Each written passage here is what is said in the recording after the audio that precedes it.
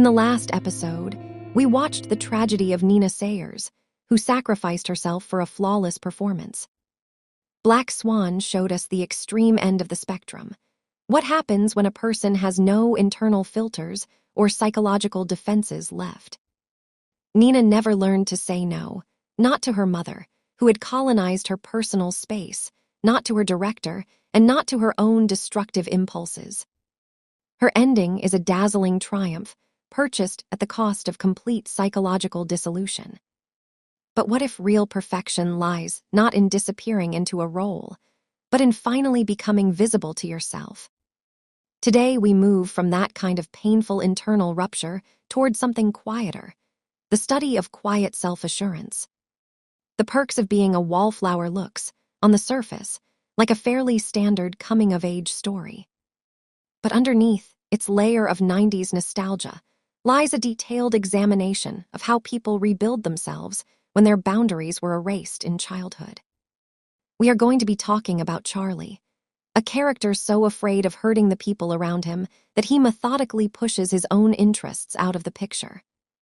In this video, we're going to look at why our silence and our drive to be good for everyone is actually a form of dishonesty, one that poisons life not only for us, but for the people we care about most. We are going to look for the script of freedom, the one that lets you stand up for yourself without destroying relationships in the process. It's time to understand why we cling so desperately to the role of the convenient person, and how honesty with yourself can stop the slow-motion catastrophe we tend to call excessive modesty. Charlie is not simply a shy teenager. He is a person whose personality has almost entirely lost its natural protective boundary. In psychology, this is described as enmeshment, a state in which the line between your own desires and other people's expectations has essentially dissolved. He functions as a hypersensitive receiver, absorbing the emotions and pain of those around him while completely ignoring his own. And the root of this pathological deference lies deep in his childhood, in a complicated relationship with his Aunt Helen. The abuse by someone close to him was framed as a special secret, and his compliance was shaped through the reward of being told he was the best, the most obedient boy. This weight became unbearable on Charlie's birthday, when Aunt Helen died in a car accident on her way to buy him a gift. Inside an undeveloped child's psyche, a devastating equation formed. My need, my happiness, caused someone's death. From that point on, any expression of his own desires, any act of claiming personal space, became associated in Charlie's mind with irreversible catastrophe. For him, being convenient and invisible is not a character trait. It is the only strategy he has for guaranteeing that no one will be hurt because of him again.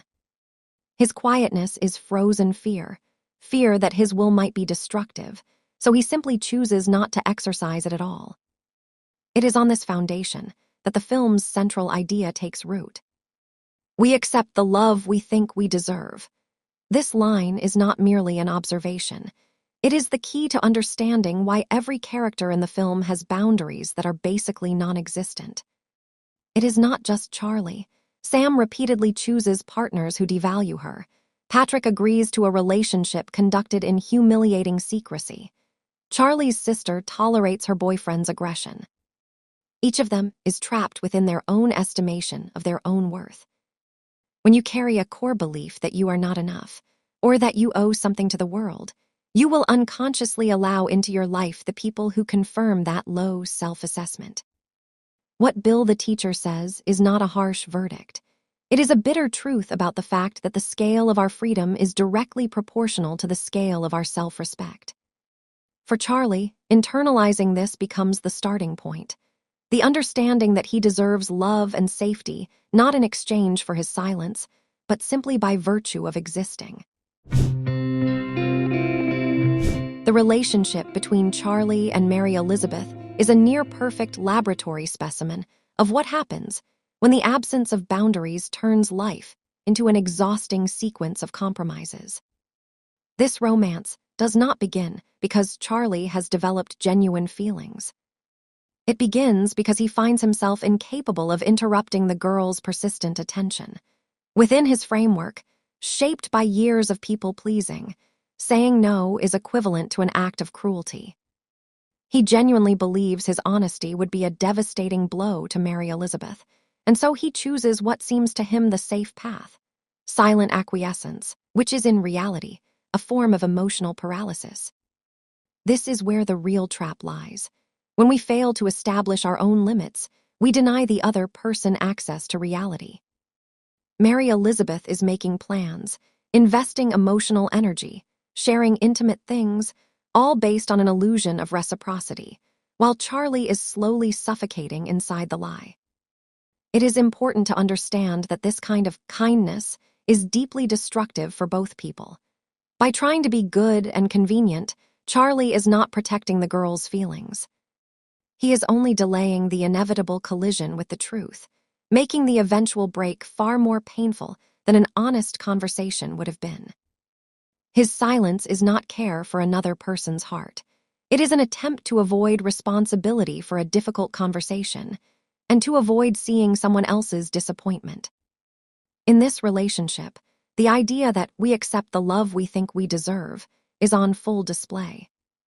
Mary Elizabeth, for all her outward confidence and intelligence, agrees to a relationship with a boy who is emotionally absent, because deep down she does not believe a genuinely equal.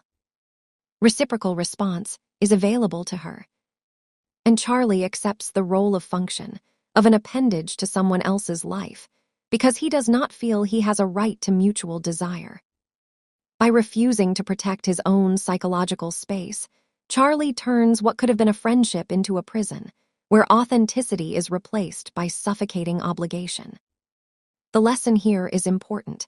If you do not draw the line where your desires end and other people's expectations begin, you inevitably become both victim and involuntary aggressor, forcing the other person to love a hollow space where you should have been.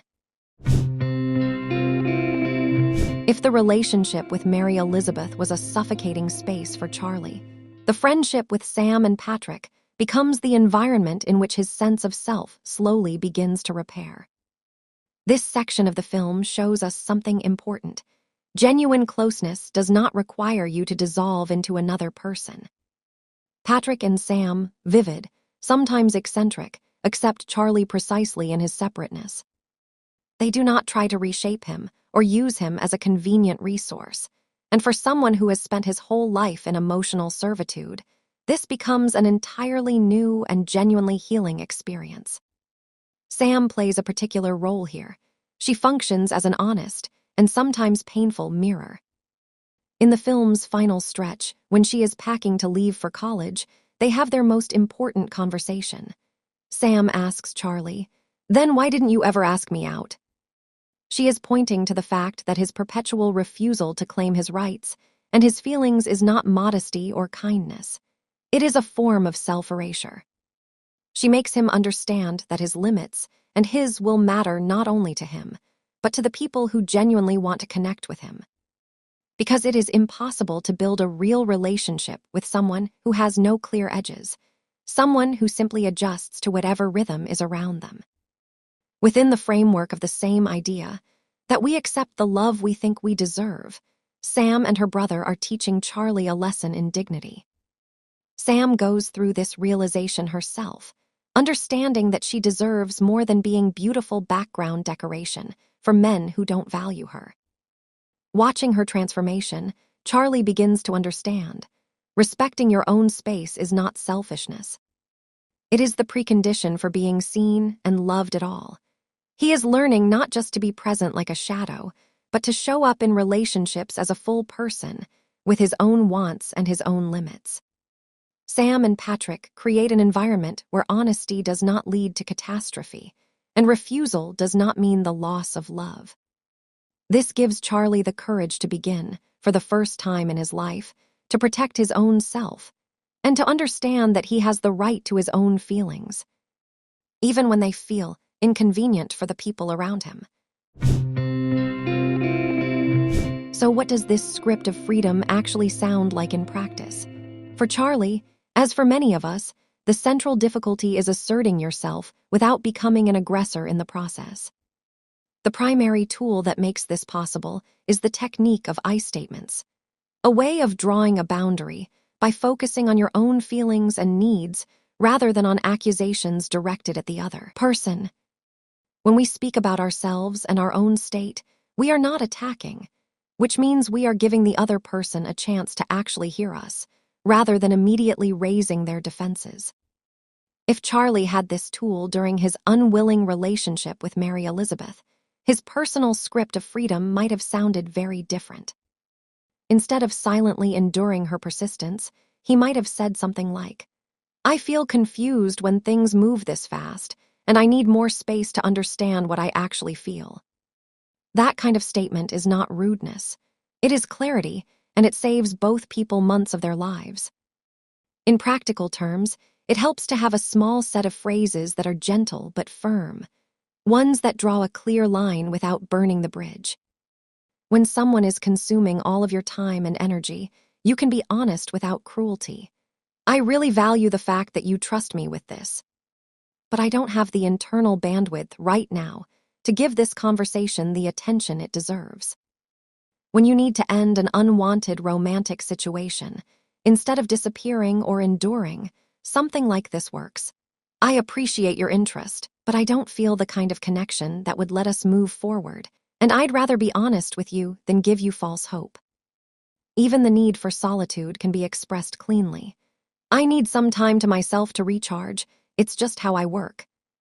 And it's got nothing to do with how I feel about you." What all of these have in common is this: they are grounded in the internal right to be yourself and to take up space in the world. Because in the end, we genuinely do accept the love and the treatment we believe we deserve. When you start using I statements, you are communicating to the people around you that your time, your feelings, and your space have value. You stop being convenient wallpaper and become a full participant in the conversation. Boundaries are not what separate us from people. They are what makes our relationships with them real. Only by having a clear sense of your own self can you build an honest, solid us.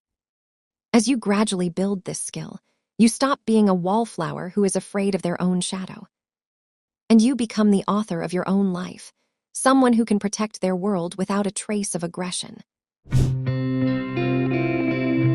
Charlie's story teaches us that we accept the love we think we deserve, and that the scale of that love is directly proportional to our courage in drawing limits.